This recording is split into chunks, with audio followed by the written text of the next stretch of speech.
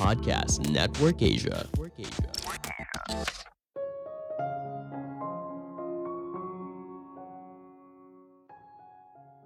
Inovasi berasal dari menemukan fungsi yang tepat dari sebuah barang yang ingin kamu jual. Halo semuanya, nama saya Michael. Selamat datang di podcast saya, Sikutu Buku.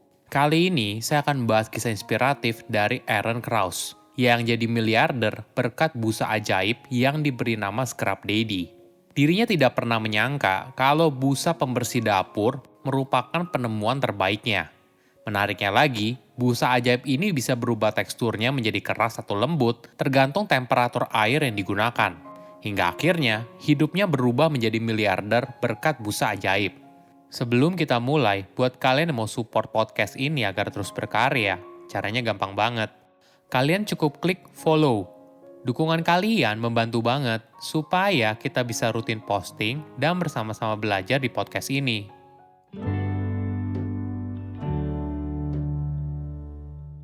Scrub Daddy didirikan pada tahun 2008 oleh Aaron Krause. Aaron sudah bekerja sejak dirinya masih berada di bangku sekolah. Ayahnya mengajarkan Aaron kalau dirinya harus bekerja untuk mendapatkan apa yang dia inginkan. Dia harus menukar waktu dan tenaganya untuk menjadi uang. Jadi, ketika dirinya ingin membeli konsol game Atari, maka dia berusaha menjalankan berbagai pekerjaan serabutan. Dari semua pekerjaan tersebut, Aaron mengambil kesimpulan kalau bayaran untuk mencuci mobil itu paling besar, yaitu $10 atau setara dengan Rp140.000. Pengalaman ini membuat otak bisnisnya berputar. Aaron pun mulai menawarkan tetangganya untuk mencuci mobil.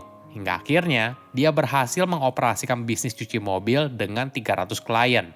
Bisnis ini terus ditekuni setelah lulus sekolah. Pada tahun 1992, bisnisnya secara resmi dibuka dengan nama Dedication to Detail yang berada di garasi rumah orang tuanya. Garasi yang bisa memuat 2 mobil itu disulap menjadi sebuah tempat untuk salon mobil. Bisnisnya lalu semakin besar dan dia mulai merekrut karyawan. Suatu hari, Aaron melihat karyawannya malah sedang minum minuman beralkohol saat kerja. Hal ini membuatnya kesal dan memecat karyawan tersebut. Mau tidak mau, Aaron sendiri yang harus mengerjakan detailing mobil kliennya. Saat bekerja, tidak sengaja dia memecahkan salah satu kaca mobil kliennya. Ternyata kejadian itu tidak sepenuhnya salah Aaron, tapi ada andil juga dari desain bantal poles mobil yang buruk. Selanjutnya, dia pun berusaha mencari bantal poles model lain yang sesuai kriterianya agar kejadian yang sama tidak terulang lagi. Namun sayangnya, saat itu model tersebut belum ada di pasaran. Pengalaman buruk ini lalu mendorong Aaron untuk membuat sendiri bantalan poles mobil yang diinginkan. Dia menghabiskan 6 hingga 8 bulan untuk membuat purwarupanya. Ternyata berhasil, dan karyawannya suka dengan model bantalan poles tersebut. Aaron pun lalu mematenkan hasil karyanya dan berusaha menjual produk itu ke berbagai salon mobil. Hingga akhirnya, bisnis salon mobilnya dijual dan dirinya fokus menjual bantalan poles mobil.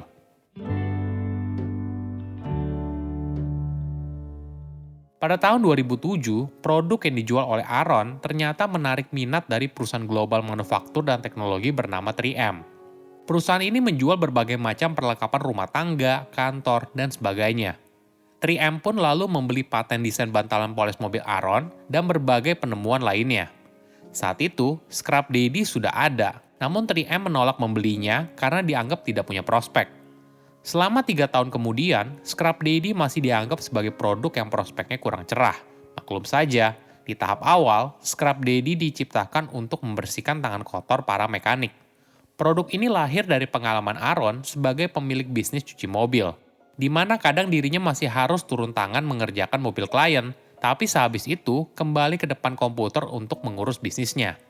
Kondisi ini cukup merepotkan karena tangannya seringkali kotor. Desain Scrub Daddy dengan 2 lubang di tengah memudahkan dirinya untuk membersihkan jari. Namun konsumennya yaitu para mekanik dan pencuci mobil merasa produknya terlalu mahal dan tidak begitu penting. Aaron terus mengalami penolakan hingga akhirnya pada tahun 2011 ada sebuah kejadian tidak terduga muncul. Istrinya meminta dia untuk membersihkan furnitur luar ruang miliknya. Aaron pun lalu berusaha mencari busa pembersihnya dan tanpa sengaja menggunakan Scrub Daddy. Ternyata busa ajaib itu sangat membantu sekali pekerjaannya. Aaron pun lalu mencoba membersihkan cucian piring dengan Scrub Daddy. Hasilnya ternyata jauh lebih baik daripada busa biasa yang dijual di pasaran. Apalagi, jika kamu masukkan 2 jari di lubang tengahnya, maka kamu akan lebih mudah membersihkan gelas hingga ke dasarnya. Ditambah lagi, kamu bisa membersihkan sendok atau peralatan dapur lainnya hanya dengan sekali tarikan jika dimasukkan ke dalam lubang senyuman Scrub Daddy. Pengalaman ini membuka mata Aaron. Ternyata selama ini, dia salah memposisikan fungsi dari Scrub Daddy. Produknya ternyata punya potensi tersembunyi. Aaron pun terus mengulik produknya, dan setelah melalui beberapa kali percobaan, Scrub Daddy ternyata tidak merusak permukaan dari wajan, piring, dan sebagainya ketika dipakai untuk menggosok noda yang membandel. Setelah berhasil memposisikan ulang produknya, Aaron lalu fokus untuk menjual. Dia berusaha untuk memasukkan produknya ke beberapa toko di kota tempat tinggalnya, namun mereka menolak. Hingga akhirnya, Aaron harus minta bantuan temannya yang merupakan pemilik dari beberapa toko yang menjual bahan makanan pokok. Scrub Daddy pun berhasil dipajang di toko, namun sayangnya produk tersebut tidak laku. Aaron pun berusaha menganalisa apa yang salah. Dia pun mendapat kesimpulan kalau konsumen tidak membeli produknya karena mereka tidak tahu kegunaan dari Scrub Daddy. Oleh karena itu, produknya harus dijelaskan dulu, barulah orang mau membelinya. Aaron pun lalu membuka booth di toko temannya, lalu melakukan live demo bagaimana Scrub Daddy bekerja. Konsumen yang lewat pun mulai memperhatikan dan akhirnya membeli. Strategi ini ternyata cukup berhasil. Lalu Aaron berusaha mendapatkan perhatian dari wartawan koran lokal tempat tinggalnya untuk menulis busa ajaib miliknya. Pada tahun 2012, produknya terpampang di halaman depan koran tersebut dan berhasil menggait 1,5 juta pembaca. Dari situ, kesuksesan Scrub Daddy terus naik. Seorang broker independen menghubungi Aaron untuk tampil di acara shopping TV bernama QVC. Hanya dalam 8 menit pada penampilan keduanya di QVC, Aaron berhasil menjual 4.000 set Scrub Daddy. Dia pun ternyata jatuh cinta saat berada di depan kamera. Bahkan dia sampai bilang ke istrinya kalau dirinya ingin menjadi selebriti di televisi.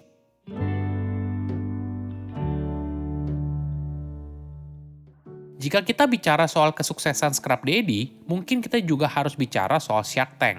Satu hal yang ada dalam pikiran setiap kontestan Shark Tank adalah sebuah ide yang bagus. Pemilik usaha kecil dari segala usia dan semua latar belakang datang ke acara tersebut dengan harapan kalau salah satu dari miliarder atau investor akan memberikan kesempatan pada mereka. Peserta yang datang juga beragam. Ada yang bisnisnya sudah menghasilkan uang, namun ada juga yang masih berbentuk ide atau prototipe. Mereka berlomba-lomba untuk mendapat suntikan dana dari investor yang disebut sebagai hiu. Namun tidak semua berhasil. Salah satu yang berhasil mendapatkan modal adalah Scrub Daddy. Sejak penayangan episode Scrub Daddy di Shark Tank pada tahun 2012, produknya merupakan produk paling laris dari acara TV tersebut.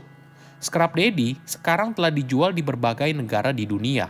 Hanya dalam waktu 4 tahun setelah episode perdananya di Shark Tank, Scrub Daddy berhasil terjual hingga lebih dari 110 juta dolar atau setara dengan 1,5 triliun rupiah. Terkadang, produk yang tidak laku bukan karena produknya yang jelek, tapi mungkin saja kita belum menemukan fungsi yang tepat untuk produk tersebut. Saya undur diri, jangan lupa follow podcast Sikutu Buku. Bye-bye. Pandangan dan opini yang disampaikan oleh kreator podcast, host, dan tamu tidak mencerminkan kebijakan resmi dan bagian dari podcast Network Asia.